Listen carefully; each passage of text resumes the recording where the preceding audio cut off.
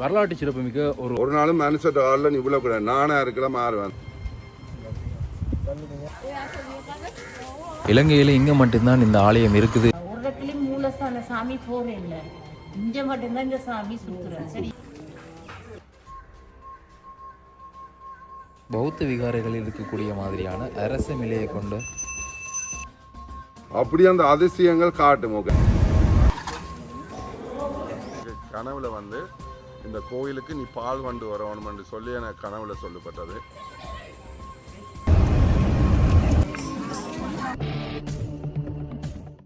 அனைவருக்குமே வணக்கம். எங்கே நிற்கிறேன்றது உங்களுக்கு தெரியும், கடந்த காணொலியில் பார்த்துருப்பீங்க. திருவண்ணாமலையில் நிற்கிறேன். இன்றைய நாள் நான் நிற்கக்கூடியது கோணமலை அமர்ந்த பெருமாள் எங்களோட திருக்கோணேச்சரத்தில் வந்து நிற்கிறேன் சிவபெருமானுடைய தரிசனத்துக்காக. அப்படியாக இன்றைய நாள் இங்கே திருக்கேதீச்சரம் எல்லாம் அப்படி இருக்குது. இந்த கோயிலில் எப்படியான மாற்றங்கள், வரலாற்று சிறப்புமிக்க ஒரு ஆலயம், பஞ்ச ஈச்சரங்கள் ஒன்றாக இருக்கக்கூடிய திருக்கோணேச்சரம், அதே மாதிரி பாடல் பெற்ற ஆலயம், சிறப்பாக திருஞான சம்பந்தர் அவர்கள் தேவார பதிகம் பாடியிருக்கக்கூடிய ஒரு ஆலயமாக இந்த ஆலயம் இருக்குது.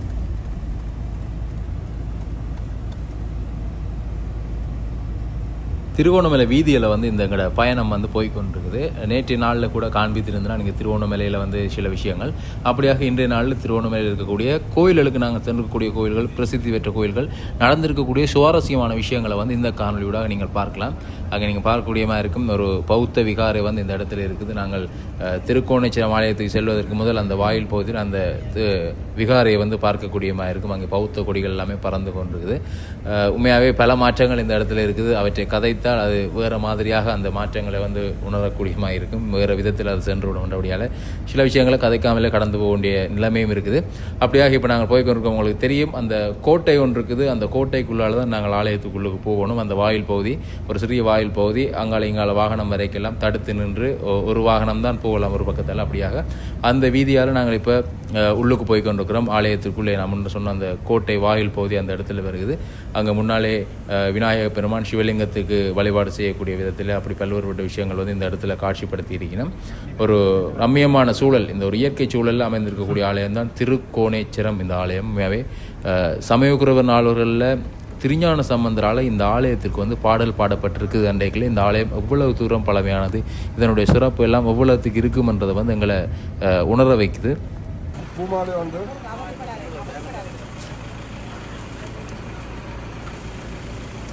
நிறைய இந்த மக்களை வந்து பார்க்கக்கூடிய மாதிரி இருந்தது. தமிழர்கள், கோயிலுக்கு வந்தவர்கள் என்பதையும் தாண்டி சுற்றுலா பயணமாக வந்திருக்கக்கூடியவர்கள், சிங்கள இனத்தை சேர்ந்தவர்கள், சிங்கள மக்களை அதிகமாக இங்கே பார்க்கக்கூடிய மாதிரி இருந்தது. இந்த சூழலில் வந்து நீங்கள் பார்த்துருப்பீங்க, நடந்து வந்தவர் வந்து. அப்படியாக இது திருக்கோணேச்சர் அன்னதான மண்டபம். இந்த மண்டபத்தில் வந்து தினமும் வந்து அன்னதானம் வழங்கி கொண்டிருக்கிறார்கள். இங்கே நீங்கள் வரும்பொழுது ஒரு குறிப்பிட்ட அளவிலான அன்னதானம் தான் இங்கே கிடைக்கும். கட்டாயம் எல்லாருக்கும் கிடைக்கும் என்றதில்லை. அடுத்த விசேஷம் வந்து மான் திருவோணமலையில் நாங்கள் பார்க்கக்கூடிய மாதிரி இருக்கும். ஆங்காங்கே வீதிகளில் கூட பார்க்கலாம். இங்கே ஆலயத்திற்கு வந்தால் இன்னும் நிறைந்த மான்களை பார்க்கலாம். அவர்களுக்கு சாப்பாடெல்லாம் கொடுத்தா கையிலே வேண்டி சாப்பிடணும். அப்படியாக எப்போவுமே திருவிழா கோலம் போல காட்சி தரக்கூடிய இந்த ஆலயத்தினுடைய செல்லக்கூடிய வாயில் பகுதி, செல்லக்கூடிய இந்த வீதி பகுதி நீங்கள் பார்க்கலாம். நிறைந்த கடைகள் இந்த இடத்துல மற்றும் உள்ளதாக அதிகமாக சிங்கள மக்களுடைய கடைகளை தான் நாங்கள் இங்கே பார்க்கலாம். ஓரளவுக்கு தமிழ் பேசக்கூடியவர்கள் இந்த இடத்துல கடைகளை போட்டு வச்சுருக்காங்க. அப்படியாக நாங்கள் ஆலயத்தை நோக்கி சென்று கொண்டிருக்கிறோம். முன்னுக்கு ஒரு முன்னாடி சொன்னது போல இந்த ரம்மியமான காட்சி, கடற்கரை அருகிலே அமைந்திருக்கக்கூடிய திருக்கோணமலை.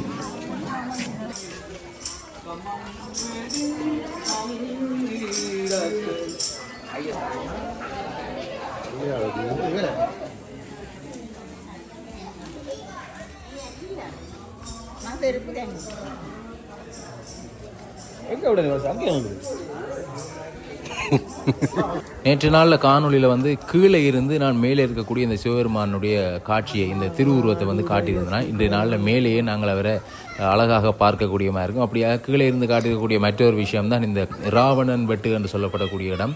அந்த ராவணன் வெட்டு இப்பொழுது நாங்கள் மேலே இருந்து பார்க்குறோம். இந்த நடுவில் இருக்கக்கூடிய அந்த வெட்டப்பட்டிருக்கக்கூடிய துண்டு, அப்படியாக ராவணனுடைய வரலாற்றோட இதிகாச வரலாற்றோடு சம்பந்தப்பட்டிருக்கக்கூடிய ஒரு மிக புராதனமான ஒரு இடம்தான் இந்த திருக்கோணேச்சரர் ஆலயம் அமைந்திருக்கக்கூடிய சூழல். இந்த திருக்கோணேச்சரர் ஆலயம் அப்படியாக அங்கே குரங்குகள் கிடைக்கும், அவதானமாக இருங்கள் என்று கூட அந்த இடத்துல பதாகை போடப்பட்டிருக்கு. சிவபெருமானுடைய மிகப்பெரிய உருவம், திருவுருவம் அங்கே நீங்கள் பார்க்கலாம். அருகிலே இருந்து பார்க்கும் பொழுதெல்லாம் ஒரு பிரமிப்பை தரக்கூடிய அளவில் உண்மையாகவே சிவன் அங்கே இருந்து எங்களை பார்த்து கொண்டிருக்கக்கூடிய மாதிரியான ஒரு பிரமிப்பான தோற்றம். இங்காலே கோபுரம் ஓம் நம சிவாய என்று போடப்பட்டிருக்கக்கூடிய வாசகத்தோடு சிவபெருமானுடைய அந்த காட்சி. அப்படியாக இங்கால சிவலிங்கம் ஒன்று அங்கே முன்னுக்கு நந்தி பகவான் இருக்கக்கூடிய மாதிரியாக அப்படியாக அங்கே வடிவமைக்கப்பட்டிருக்கின்றன. சில மாற்றங்கள் இருக்குது, புதிதாக சில கட்டிடங்கள் இங்கே கட்டப்பட்டிருக்கின்றன. அப்படியாக பார்க்கக்கூடிய மாதிரி இருக்குது. ஆலயத்துக்குள்ளே இங்கே காணொலி எடுப்பதற்கான அனுமதி இல்லை. அதே மாதிரி இந்த அருகில் நாங்கள் பார்க்கக்கூடிய மாதிரி இருக்குது, மிக பழமையான ஒரு லிங்கம், ஒரு அகழ்வாராய்ச்சியின் போது தான் இது இங்கே எடுக்கப்பட்டது. அந்த லிங்கம் வந்து இங்கே முன்னுக்கே வச்சிருக்கிறார்கள். நாங்கள் அந்த லிங்கத்தினுடைய காதில் வந்து சொல்கிறது நிகழும் நடக்கும் என்றது ஒரு ஐதீகம் அங்கே நீங்கள் பார்க்கக்கூடிய மாதிரி இருக்கும். வந்திருக்கக்கூடியவர்கள் அந்த லிங்கத்தினுடைய காதிலே வந்து சில விஷயங்களை கூறி செல்வார்கள், அவருக்கு நடக்க வேண்டும் என்றது அந்த எண்ணத்தில். அப்படியாக இந்த தான் ஆலயத்தினுடைய முன்பக்கம். சிறிய ஆலயமாக இருந்தாலும் இந்த ஆலயம் பல முறை வந்து இடிக்கப்பட்டிருக்குது. ஆட்சி காலத்தில், ஆங்கிலேயருடைய ஆட்சி காலத்தில், ஒள்ளையந்தருடைய ஆட்சி காலத்தில் இந்த ஆலயம் இடிக்கப்பட்டு மீண்டும் மீண்டும் கட்டப்பட்டிருக்கக்கூடிய ஒரு ஆலயம்தான். ஆனாலும் ஆலயத்தினுடைய உட்பகுதி நீங்கள் பார்க்கலாம், நிறைந்த மக்கள் இருக்கணும், அங்கே பூஜை வழிபாடுகள் இடம்பெற்று கொண்டே இருக்குது. ஒரு பஞ்ச ஈச்சரங்கள் ஒரு ஆலயம். இந்த ஆலயம் முன்னர் நான் சொன்னது போல பல சிறப்புகளை கொண்டிருக்கக்கூடியதான் இந்த திருக்கோணேஸ்வரர் ஆலயம். இப்பொழுது அங்கே மூலவராக இருக்கக்கூடிய லிங்க பெருமானுக்கு தீபாராதனை காட்டக்கூடிய அந்த காட்சியை கூட நீங்கள் பார்க்கலாம்.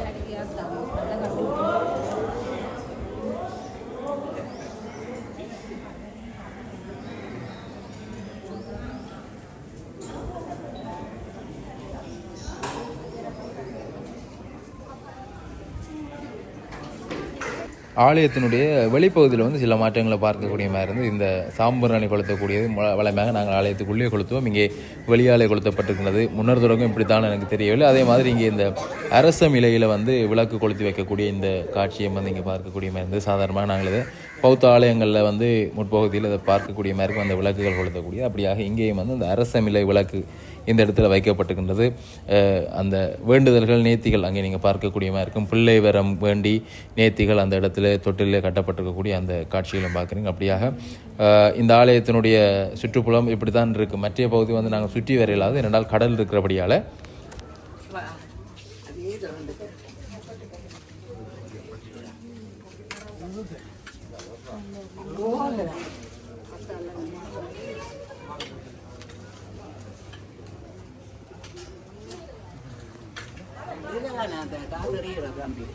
அங்கால காசு இருக்கிறத நீங்கள் முன்னுக்கு அறியும்.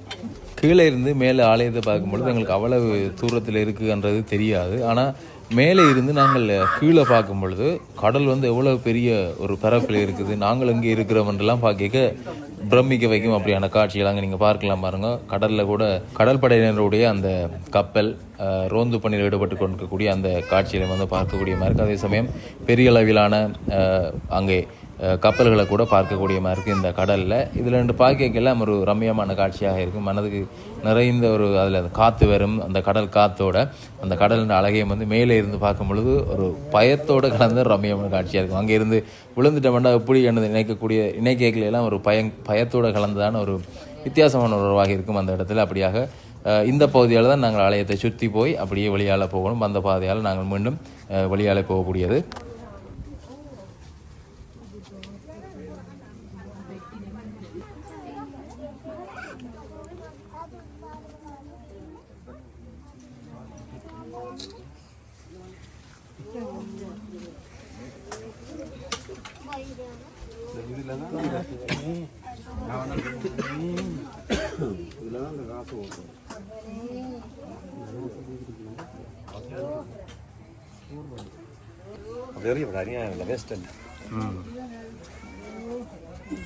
இந்த இடத்துல பார்த்தீங்கன்னா எவ்வளவு புனிதமான ஒரு இடம். ஆனால் இந்த இடத்துல கல்லுகளில் வந்து ஜோடிகளுடைய காதல் ஜோடிகளுடைய பெயர்கள், தங்களுடைய பெயர்களை வந்து அந்த இடத்துல பதித்து விட்டு போயிருக்கிறார்கள். உண்மையாகவே ஒரு என்னென்னு சொல்கிறது, அது சொல்லப்போனால் பலரும் பலமாக சொல்லுவார்கள். ஒரு வேண்டத்தகாத செயல் அந்த இடத்துல செய்யப்பட்டிருக்குது. இப்படியாக தான் நிறைந்த இடங்கள் இப்பொழுது எல்லா இடத்துலையும் நாங்கள் பார்க்கக்கூடியமாக இருக்கும்.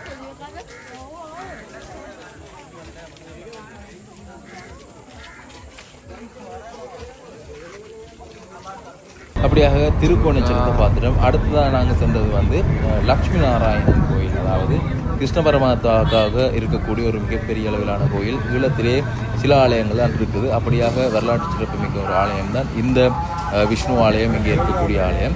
அந்த ஆலயத்தினுடைய உள்பகுதியில் வந்து காணொலி எடுப்பதற்குரிய தடை.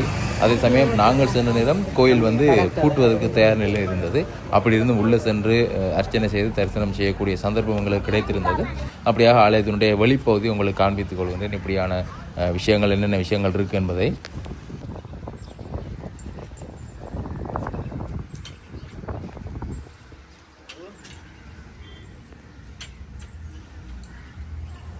முன்னாலே பார்த்தீங்கன்னா ராமானுஜர் இருக்கக்கூடிய அந்த காட்சியை பார்க்குறீங்க. ராமானுஜருக்குரிய அந்த விக்கிரகம் அங்கே இருக்குது. அதே மாதிரி கொடிக்கம்பம் வந்து வெளியாலே இருக்குது. வெளியாலே கொடியேற்றக்கூடிய ஒரு ஆலயமாக இந்த ஆலயம் இருக்குது.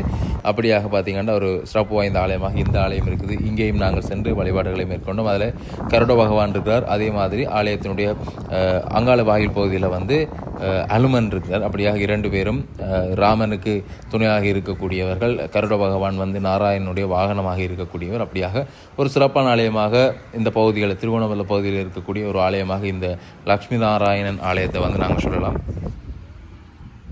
கோயிலை கும்பிட்டு வெளியால் வரைக்கும் ஒரு சிறப்பான விஷயத்தை பார்க்கக்கூடிய மாதிரி இருந்தது. அங்கே நீங்கள் பார்க்கலாம், வெள்ளைக்காரர்கள் எங்களுடைய ஆசார ஆடை அணிந்தாங்க. அவர் வேட்டி அணிந்திருக்கிறார், அவர் சாரி அணிந்திருக்கிறார். அப்படியாக ஆசார ஆடை அணிந்து ஆலயத்தின் உள்ளே வழிபாட்டை செஞ்சுட்டு தான் வெளியால் வந்தவர் திருப்பவும் போய் காசு எடுத்து கொண்டு வந்து அங்கே முன்னால் இருக்கக்கூடிய அந்த யாசகம் பெறக்கூடியவர்களுக்கு அந்த பணத்தை வழங்கிவிட்டு போகக்கூடிய அந்த காட்சியை வந்து பார்க்குறீங்க. உண்மையாகவே சந்தோஷமாக இருந்து அந்த காட்சியை பார்க்கும்போது எங்கடாக்களே இப்பொழுது நாங்களே சில உள்ள போகும்பொழுது இந்த கலாச்சார ஆடைகளை போகிறோமான்றது ஒரு மிகப்பெரிய கேள்விக்குறி. ஆனாலும் அவர்கள் வந்து அந்த ஆடையில் சென்றது வந்து பார்க்க மகிழ்ச்சியாக இருந்தது. அப்படியாக இப்பொழுது நாங்கள் இங்கே நிற்கிறது வந்து ஈழத்தில் இருக்கக்கூடியது வந்து இந்த நவக்கிரகங்களுக்கு தனியான கோயில் இருக்குதுன்னு பார்த்தீங்கன்னா இங்கே திருவோணமலையில் சனீஸ்வர பகவானுக்கென தனியான ஒரு கோவில் இருக்குது. அந்த கோவிலுக்கு முன்னாடி தான் இப்போ நாங்கள் நிற்கிறோம். இது பலரும் அறிந்திருக்க மாட்டீர்கள். இந்த கோயில் வந்து இப்போ வந்து பூட்டப்பட்டிருக்குது. ஆனாலும் சனிக்கிழமைகளில் காலை மாலையில் வந்து தினசரி பூஜைகள் நடைபெறும். மற்றது இந்த விசேஷமான நாட்களில் சனீஸ்வர பகவானுக்குரிய பூஜைகள் எல்லாமே இங்கே இடம்பெறக்கூடிய ஒரு ஆலயமாக இருக்குது. திருவண்ணாமலைக்கு வரைக்கும் நீங்களும் இந்த இடத்துக்கு வந்து இங்கே வழிபாட்டை செய்யக்கூடியமாக இருக்கும். காலையில் மாலையில் வாரது வந்து சிறப்பாக இருக்கும். ஏனென்றால் அந்த நேரங்களில் தான் நீங்கள் பூஜைகளை வந்து நீங்கள் செய்யக்கூடியமாக இருக்கும், அர்ச்சனைகளை செய்யக்கூடியமாக இருக்கும். மற்ற நேரங்களில் வந்து அங்கே கோயில் பூட்டப்பட்டிருக்கும்.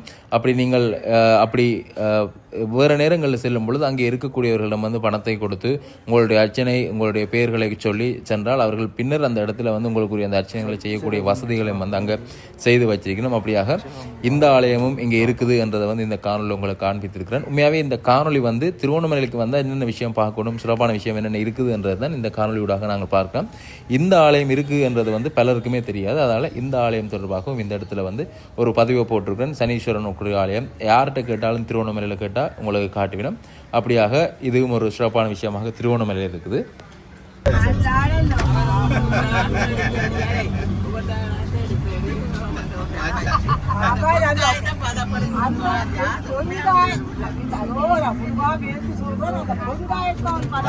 அடுத்ததாக நாங்கள் சென்றிருக்கக்கூடிய ஆலயம் வில்லூன்றி முருகன் ஆலயம். ஒரு நீண்ட வரலாற்றையும் பழமையும் கொண்டிருக்கக்கூடிய ஒரு ஆலயம். ஆலயத்தினுடைய இந்த ராஜகோபுரத்தினுடைய தரிசனத்தை தான் நீங்கள் இப்பொழுது பார்த்து கொண்டிருக்கீங்க. உண்மையாகவே எங்களோடு வந்திருக்கக்கூடிய புலம்பெயர் தேசத்திலிருந்து வந்திருக்கக்கூடிய ஒரு அண்ணா இந்த ஆலயத்திற்கு வரணும் என்று தான் இந்த பயணத்தில் வந்து மிக முக்கியமாக வந்திருக்கிறார். ஏனென்றால் கனவில் காட்சி கொடுத்து அவருக்கு செய்திருக்கக்கூடிய பல விஷயங்கள், இந்த ஆலயத்துக்கு போன முறை அவர் வந்துட்டு போனதிலிருந்து அவருக்கு நிகழ்ந்திருக்கக்கூடிய அந்த மாற்றங்கள், முருகன் மீது அவர் கொண்டிருக்கக்கூடிய அந்த பக்தி பற்று எல்லாத்தையும் வெளிப்படுத்தக்கூடிய ஒரு ஆலயமாக இந்த ஆலயம் இருக்குது. அவருக்கு உணர்வு பூர்வமாக ஒரு முருகனோட ஐக்கியமாக இருக்கக்கூடிய ஒரு ஆலயமாகவும் இந்த ஆலயத்தை அவர் பார்க்குறார். நானும் இன்றைய நாளில் தான் முதல் முறையாக இந்த ஆலயத்துக்கு வரணும். ஒரு வித்தியாசமான உணர்வை வந்து இங்கே உணரக்கூடியமாக இருந்தது. அங்கே திரைச்சியில் இருக்கக்கூடிய முருகனை பார்க்க கூட ஒரு உயிரோட்டமான ஒரு தன்மையை பார்க்கக்கூடிய மாதிரி இருந்தது. அப்படியாக மூலஸ்தானத்தில் இங்கே கருங்கல் இல்லை. அங்கே நீங்கள் பார்க்கலாம் பாருங்கள், மூலஸ்தானத்திலே கருங்கல் இல்லை. முருகப்பெருமான் வள்ளி தெய்வானை சமேதராக இருக்கிறார். அங்கே பஞ்சலோகத்தினால் செய்யப்பட்டிருக்கக்கூடிய விக்கிரகத்தை நாங்கள் அங்கே பார்க்கக்கூடிய மாதிரி இருக்கும். ஒரு தனிச்சிறப்பு வாய்ந்த ஆலயமாக இருக்குது. இந்த ஆலயம் தொடர்பான வரலாற்றையும் வந்து நாங்கள் அறிந்து கொள்ளலாம். எப்படி இந்த ஆலயம் உருவானது, வில்லூன்றி முருகன் ஆலயம் என்றால் ஏன் அப்படியெல்லாம் பேர் வந்தது என்பது தொடர்பாக நாங்கள் தொடர்ந்து பார்க்கலாம். முருகப்பெருமானுக்கு மூலஸ்தானத்தில் தீபாராதனை காட்டக்கூடிய அந்த காட்சியை பார்த்து கொண்டு தொடர்ந்து இந்த ஆலயம் தொடர்பான வரலாற்றை வந்து நாங்கள் அறியலாம்.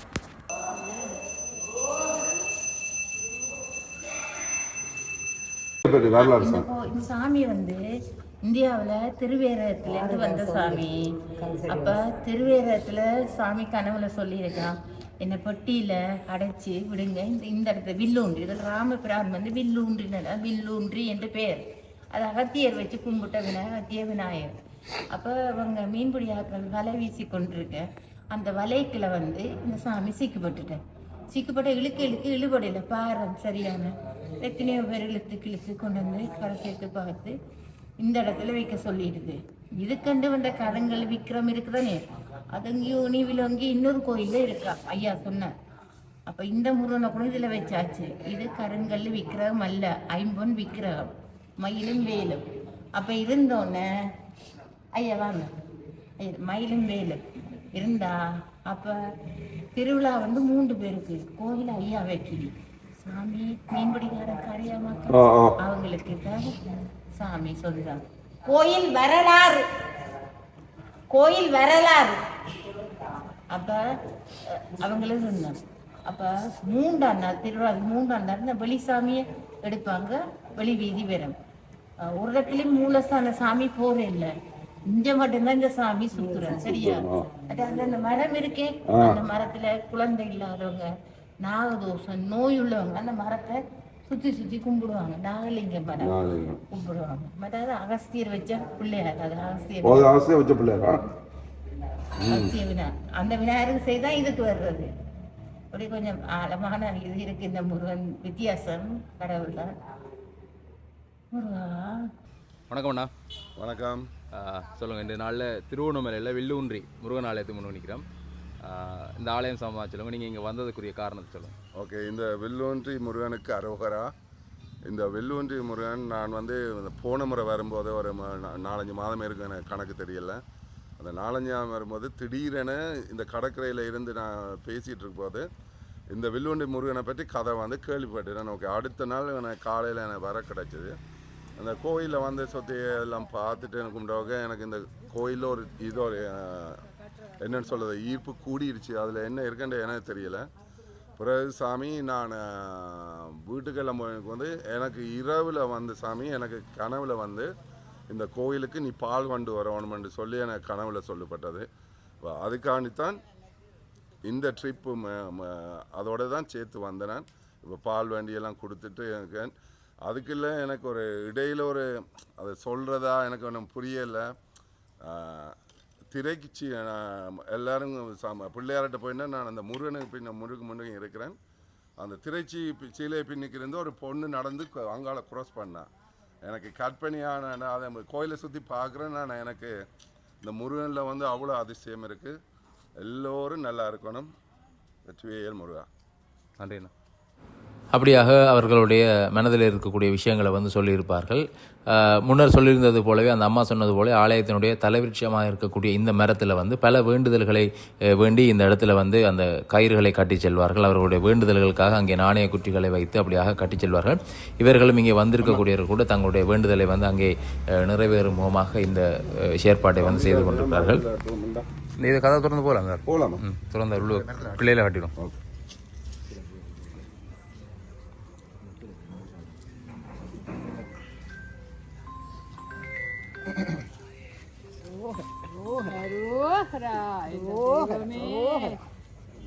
சமயவரத்து மாரியம்மா கேள்வி பண்ணீங்களா? சமயபுரம் மாரியம்மா. ஓகே, சமயபுரத்து மாரியம்மாவில் ஓகே இந்த மரத்துக்கு நான் சொல்கிறேன். சமயபுரத்து மாரியம்மாவுக்கு வெள்ளனை வந்துட்டு நாங்கள் தேசிக்க மலை 108 கோக்குறது வேண்டி கோதன்னா காயெல்லாம் இந்த பெருசாக இருக்கும், இன்னும் பெருசில் போன எல்லாம் கோத்துட்டு சரி களவா போ வேண்டாம், பெரிய லைன் தானே. அப்போ லைன் களவா போகணுன்னு போட்டு நாங்கள் இப்போ போயின்ட்டுருக்க சாமி எதாச்சும் ஓகே காசு கட்டியாச்சு. எங்களுக்கு தெரியாது, அவர் தண்ணி அடிச்சிருக்கிறாரு. அப்போ எங்களை போனோன்னா அது தெரியுதானே குறுக்கு மற்ற பக்கத்தால் போய் சாமிக்கிட்ட போக பேச்சு விழுது அவைக்கு நீங்களுக்கும் என்ன பண்ணோன்னு சரி திரும்பி வந்துட்டான். அவள் திரும்பி வந்துட்டு ஓகேனுக்கு 2ஆம் ஓகே நாங்கள் காசு கட்டி போகணுமெண்டு போட்டு பிளானுங்க. இப்போ நானும் உண்டு விஜய் உண்டு மற்ற அந்த டிரைவர் உண்டு. அப்படி எனக்கு சாமி நான் இந்த பேசி வந்துருக்கேன் சாமி. ஒரு மாடு தூரத்தில் நின்றது வந்து நேர ஓடி வந்து விஜய் இந்த காலை அப்படியே உள்ளாக்கிட்டு அப்படியே போகுது. அப்போ அது கொண்டோன்னே பிறகு ஓகே விளங்கிட்டு ஓகே காசு கட்டாமல் நீ வாண்டு சரி ஓகேன்னோட லைனில் 100 டிக்கெட்டில் போகிறோமாண்டு ஒரு 2 மணி தாளம் இருந்துக்கும். 2 மணி தாளம் சாமி அண்டு போட்டு அப்போ நாங்கள் மாலை கொடுப்போம். இப்போ மாலை கொடுத்தோன்னே அவன் ஓகே நான் பெரிய மாலை கொடுத்தா அப்போ இன்னொரு மாலை தருவேன் 150. அப்போ எனக்கு நான் 108க்கு வந்துட்டோம். பெட்டியோக அவங்க கொண்டு போக சனத்தின் கண்ணூறுன்னா இது எங்கே பண்ணிங்கன்னா நம்ம சந்தையில் போய் பார்த்து வேண்டி கோக்குறாரு. இப்போ வேண்டி நம்ம சாமியை போட்டாச்சு. அப்போ 54 அப்படி வெளியே நடந்து அப்படி பின்னால் அப்படியே நடந்து வந்துட்டு ஓகே இதை சரிங்க கொடுப்போம். அது அந்த தேசிக்காக வேண்டதுக்கும் அவ்வளோ அடிபடுங்க லைனில். அப்போ அப்படியே ஒவ்வொன்று ஒன்றா கொடுத்துருக்கேன். எங்களுக்கு 4 காய் வேணும். ஓகே, காருக்கு வைக்கிறான்னு போட்டு அப்போ 5ஆவது காய் வந்துட்டுது. அப்போ எங்களுக்கு தேவை 2 பேர் இப்படி கையாண்டுட்டு சரி ஓகேன்னு போட்டு சாமி ஓகே ஒரு ஆகுது. கடைசி ஆளுக்கு சாமி அப்படியே கொடுக்க நான் அம்மன் வந்துறங்கிட்டான் மனுஷன். அப்புறம் நான் கூட எனக்கு அவருக்கு தெரியும் என்னென்னா அந்த சாமி வர்றாக்கிட்ட விபூதி வண்டி பூசிக்கிறோம் நீங்கள் அது சரி விபூதி வண்டி போச்சுட்டு காலில் விழுகிறேன் சாமி ஒழும்பி அவங்க அப்படியே சாமி போயிட்டுது. ஒரு நாளும் மனுஷட்ட காலில் நீ விழக்கூடாது, நானாக இருக்கல மாறி வந்தேன். அதால் நான் அந்த கொஞ்சம் அவாய்ட் பண்ணுறது. அப்படி அந்த அதிசயங்கள் காட்டும். ஓகே, அந்த மாடு ஓகே ஏன் முதல் போனோம் எங்களுக்கு அந்த 2ஆம் தரம் அந்த 3ஆம் தரம் வெளியே வந்து நாங்கள் அந்த அம்மன் அருள் எங்களுக்கு கிடைக்கணும்ன்றது டைமிங். முதல்ல நடக்காது, 2ஆம் தரம் மாருளைக்கு மறைச்சது. ஓகே, 3ஆம் தரம் இப்படி போனால் அது நடக்கும். அவன் அந்த 7 கன்னி மாதிரிலாம் இப்போ இல்லை, அவள் அக்கா தங்கச்சி இது அவைன்ற 7 அக்கா தங்கச்சி மாதிரியும் அந்த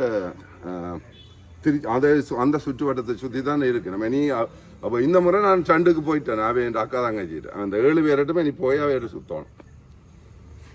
அப்படியே அதுக்கு என்னதுக்காக சொன்னேன்டா ஓகே மனசட்ட அது எங்களுக்கு அது கடவுளால பெறப்பட்டது. எங்களுக்கு இல்லை நீங்க விழுகிற ஓகே உங்களுக்கு அது ஓகேம்மா சொன்னேன். இப்ப நானா கும்பிடுது இந்த அவ பாருங்க இப்ப என்ன இப்ப எல்லாரும் சந்தோஷம். அது ஓகே எல்லாம் எல்லா இடத்திலும் கிடைக்காது.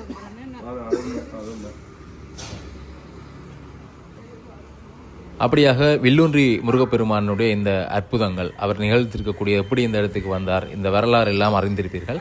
அப்படியாக இங்கே எங்களுடன் வந்திருக்கக்கூடிய புலம்பெயர் உறவுகள் கூட தங்களுடைய அந்த பக்தி வெளிப்படுத்தி இருக்கக்கூடிய விதங்களை கூட நீங்கள் பார்த்திருப்பீர்கள். அடுத்ததாக நாங்கள் இங்கே பிரதானமாக திருவண்ணாமலையில் பார்க்கக்கூடிய இன்னொரு ஆலயம் வீதிக்கரையிலே அமைந்திருக்கக்கூடியது தான் திருவோணமலை பத்திரகாளி அம்மன் ஆலயம். திருவோணமலை பத்திரகாளி அம்மன் ஆலயத்திற்கு முன்னாலே ஒரு விநாயக பெருமான் இருக்கிறார். அந்த விநாயக பெருமானை வணங்கிவிட்டு பத்திரகாளி அம்மன் ஆலயத்திற்கு செல்லலாம். உண்மையாகவே பிரமிப்பை தரக்கூடிய ஒரு ஆலயம். கட்டுமானங்கள் அங்கே மேலே எழுந்திருக்கக்கூடிய சிற்பங்கள் எல்லாமே ஆலயத்துக்குள்ளே செல்லும் பொழுது பிரமிப்பு முழுவதுமான ஒரு பிரமிப்பு அங்கே இங்கே பார்க்கக்கூடியமாக இருக்கும்.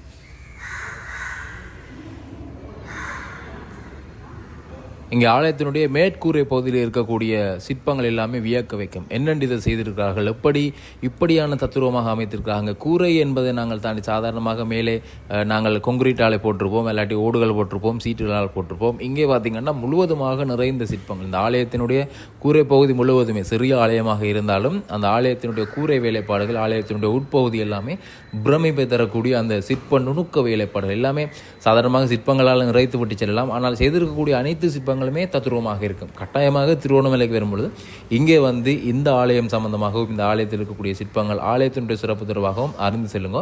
அந்த காட்சியை தான் நான் இப்பொழுது உங்களுக்கு காண்பித்து கொண்டிருக்கிறேன். அப்படியாக திருவோணமலையில் இருக்கக்கூடிய சிறப்பான ஆலயங்கள் இன்னும் நிறைய இருக்குது. நாங்கள் சென்றிருக்கக்கூடிய ஆலயங்களுடைய தரிசனங்கள் காட்சிகள் தீபாராதனை காட்டப்பட்டிருக்கக்கூடிய காட்சிகளை வந்து இந்த காணொலியூடாக காட்டியிருக்கிறேன். பல சுவாரஸ்யமான விஷயங்களையும் வந்து இந்த காணொலியில் உங்களுக்கு கொண்டு வந்திருக்கிறேன்.